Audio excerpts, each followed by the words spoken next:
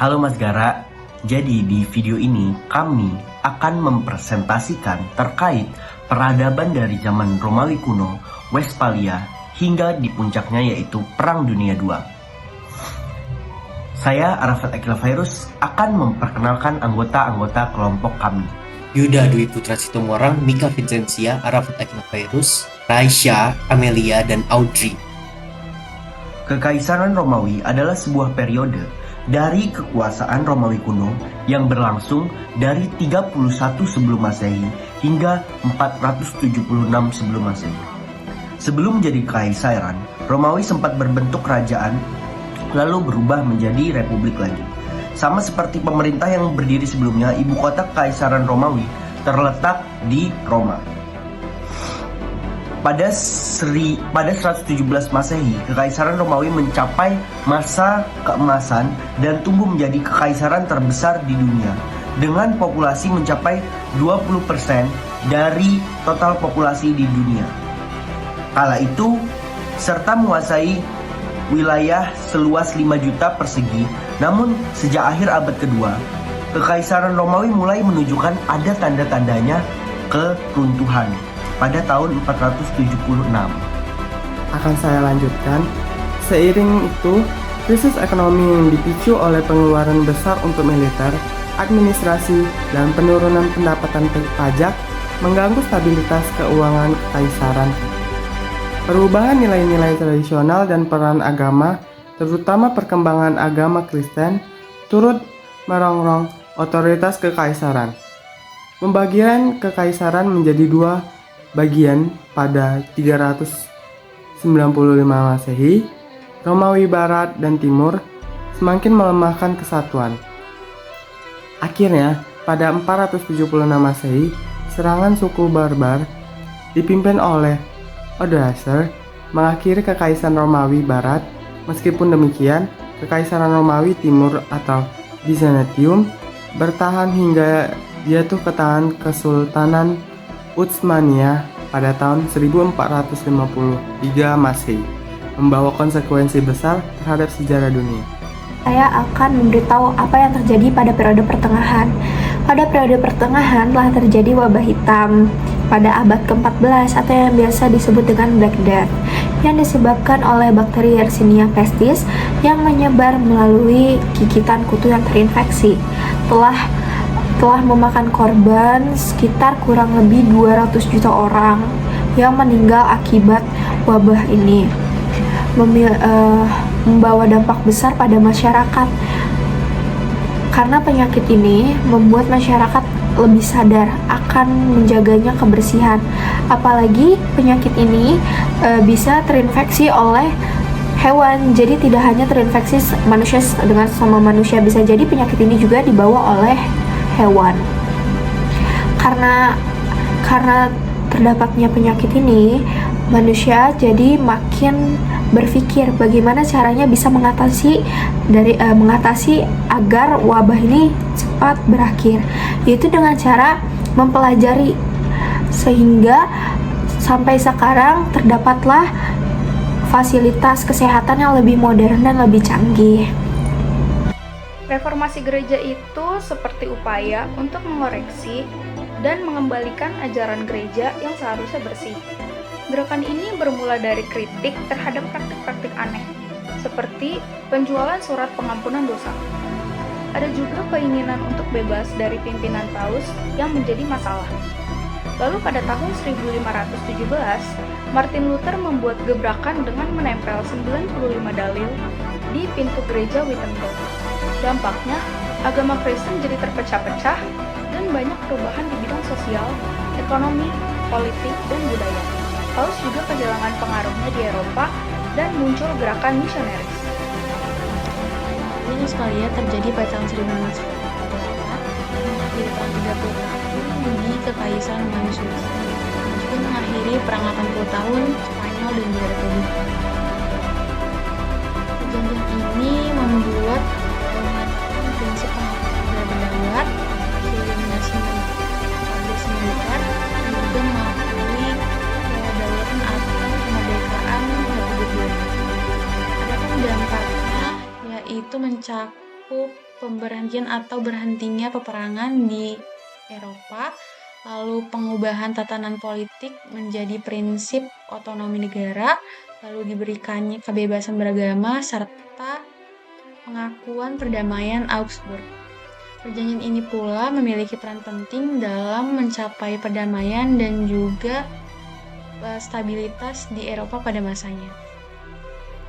Selanjutnya adalah abad pembaruan atau yang biasa lebih dikenal dengan Renaissance. Abad ini berlangsung dari abad ke-14 hingga abad ke-17 Masehi. Nah, abad ini tuh merupakan transisi atau transformasi dari pertengahan akhir hingga ke zaman modern di Eropa. Nah, sebelum adanya Renaissance, Eropa tuh sempat dilanda dengan masa kegelapan di mana pendidikan dan kebudayaan itu tidak berkembang atau seperti jalan di tempat. Setelahnya, pada zaman pertengahan, Eropa didominasi oleh gereja-gereja Katolik, sehingga pemikiran masyarakatnya itu berdasarkan oleh dogma-dogma gereja. Lalu, di awal abad ke-14, muncullah orang-orang dengan ide-ide yang ingin mengembangkan pengetahuan dan kebudayaan di Eropa. Nah, mereka itu ingin menggantikan dogma-dogma gereja yang telah ada dengan ilmu pengetahuan berdasarkan cara Yunani dan Romawi kuno. Nah, ada beberapa faktor yang mempengaruhi kenapa muncul orang-orang dengan ide-ide tersebut. Yang pertama itu karena adanya kontak dengan dunia timur.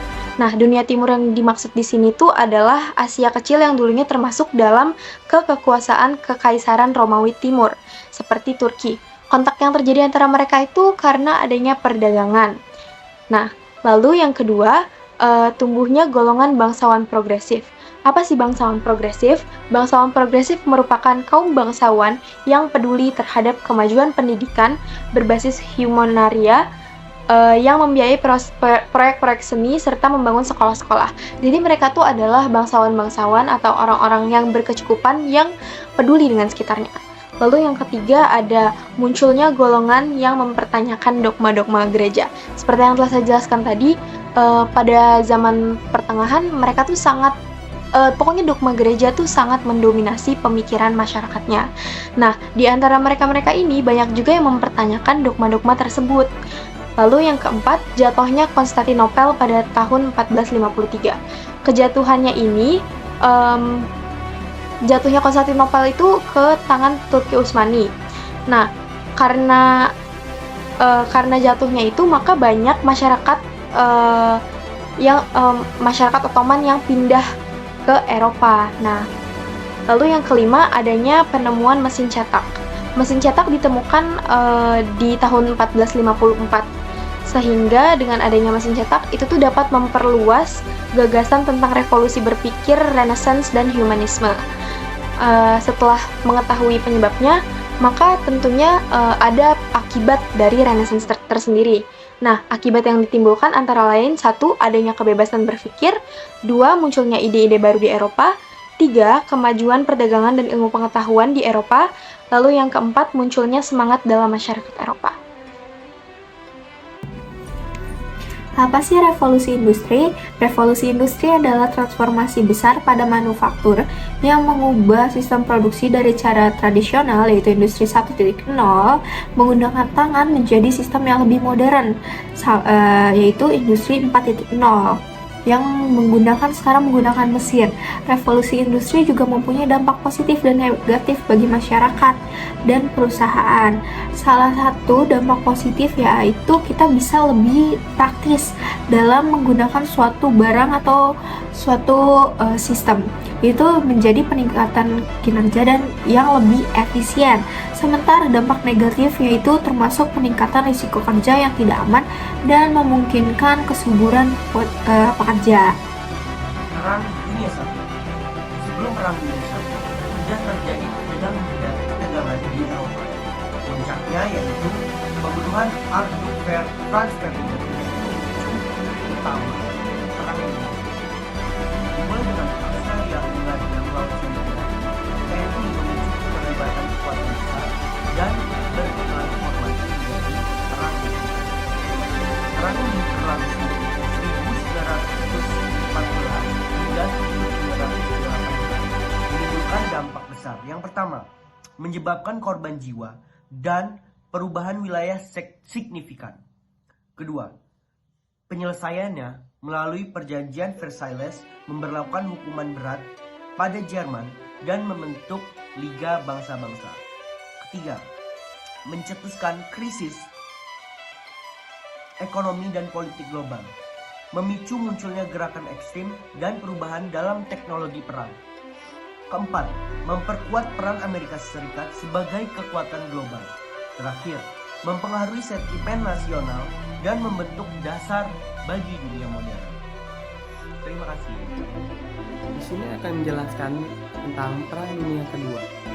Perang Dunia Kedua terjadi pada tahun 1939 sampai 1945 yang dipicu oleh konflik ideologi dan ekspansi militer dengan aliansi poros dari negara Roma, Berlin, dan Tokyo sebagai pemicu utama. Kebijakan anti-assessment dari Britania dan Prancis tidak mencegah perang, menghasilkan dampak yang signifikan.